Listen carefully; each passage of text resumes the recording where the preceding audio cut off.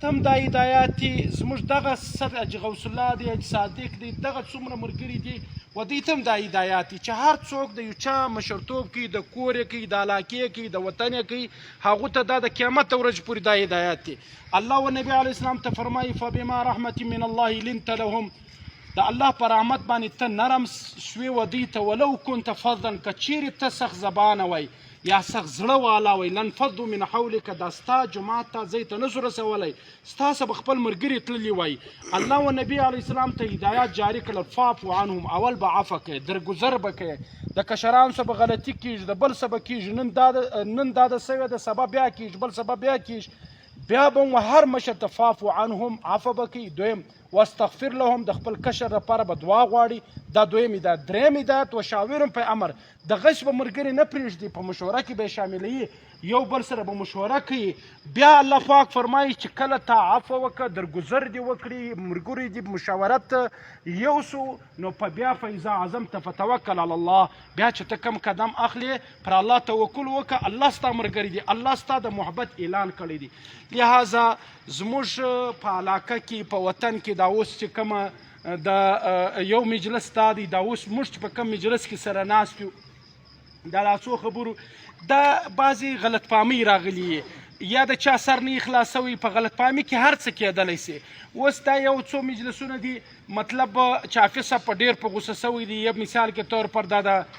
د غوښو د کاټنر د دې تحقیقات موږ هم وکړل، شاید زموږ ملګرو ته صدر صاحب ته و د نور ته غلط سر خلاصوي، دوی په دا خپل تحقیقات پر سوي نه، نو موږ ته دغه مجلس هغه موږ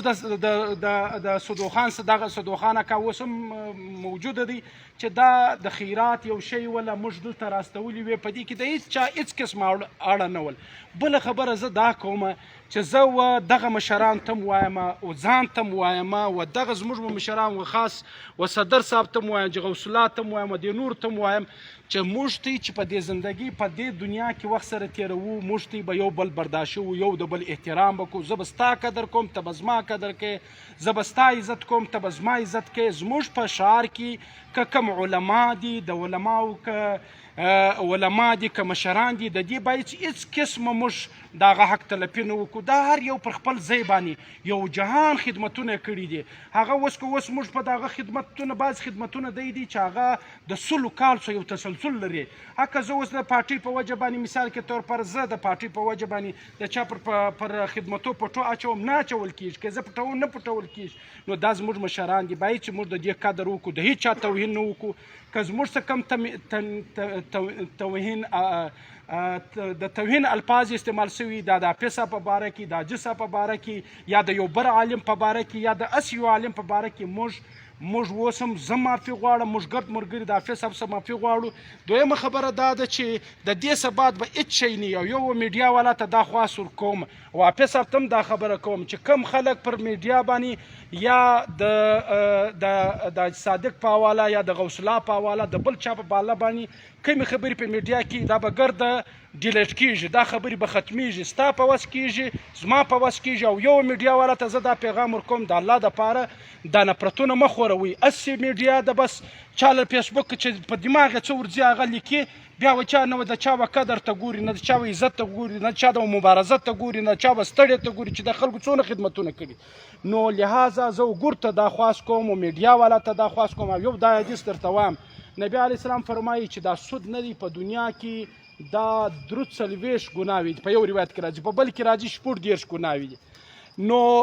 روایتونه مختلف دي. وایي کومه ګناه دا ده لکه سړی چې زنا د خپل مور سره نعوذ بالله وکړي. بیا نبی علیه السلام وایي غټ سود څه دی؟ ان ارب الربا استطالة الرجل في عرض المسلم. غټ سود دا دی چې د مسلمان بېعزتي کول، د مسلمان توهین کول. د مسلمان په کار دا ده موږ به د هر مشر قدر کوو، د کشر باندې به شفقت و. مشر دپاره دا کار په کار دی چې پر کشر شفقت وکړي، د کشر دپاره دا په کار دی د خپل مشر عزت وکړي، قدر یې وکړي. نو ماشاءالله ټول قدرمن یاست. زموږ حاجي حافظ صاحب دا د دې علاقې نه ستړی کېدونکی مبارز دی او زموږ دا مشران چې دی محمد صادق صاحب دی غوث الله دی دا نور ملګرو دې خپله پرم مقابله د دې وطن دپاره ډېره قرباني ورکړې ده بیا موږ ودوی ته دا وایو چې ډېر په احتیاط قدمونه زموږ علاقه باید چې موږ د ځان ملګري کړو هغه که زموږ څه څوک خوابدي سوي موږ وګرد ښار ته هم د هغه خبره کوو چې وروره که زموږ څه څوک په عزته سوي یا زموږ څه یو الفاظ ویل سوي خالد موږ په غلط فهمي کې به راسره راغلي د ګرد به دا به سره ختموو د آینده دپاره به ښه یو د بل کومک جوړېږي یو د بل بازو به جوړېږو دا خپل چې کوم مجلس مې شروع کړی دا به د اخره پورې رسوو الله تعالی دې وموږ ته بیا هم زه د جاپي صاحب د دې خلکو د شکریا ادا کوم کور یې ودان چې موږ لږ مجلس کې وکړي او دوی په د زموږ په لږ مجلس باندې دوی راته ویلي چې جاپي صاحب زموږ مشر دی موږ یې نور مخکې هم قدر کړی پر لاسو په پښو مې چې کړی دی چې تی وایاست لس واره ورځو او دا جاپي صاحب ما ته هم ویل دا ما ودوی ته اوس هم وویل جاپي صاحب ویل که تی دا ووایاست ما هلته ورولئ زه هلته ورځم د جاپي صاحب ویل که ما هلته ورولئ ما نور مجلسونه چې څه سره سوي دي غلط فهمي د هغې ګردې ختمې دي د ننه بعد به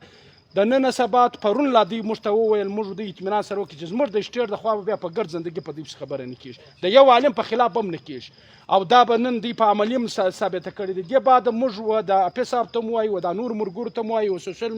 میډیا والا ته هم دا پیغام ورکوو چې د دې بعد د نفرت یو قسمه الفاظ به دوی نه نشر کوي چې په هغې کې نفرت وي په هغې د چا توهین د هر چا د هېڅ چا توهین موږ نه برداشت شو نه د ځان د برداشت شو نه د بل ملګري د برداشت شو یعنی نه که د لغړي په صفت یي نه که د معزز په صفت یي د تاجر په صفت یي د یو عالم په صفت یي د یو مبارز په صفت یي د هېڅ چا د یو مشر د قدرمن په صفت یي د هېڅ چا په حواله باندې موږ دې ته اجازت نه ورکوو نور دې الله تعالی موږ ته د نیک عمل کولو توفیق رانصیب کړي واخر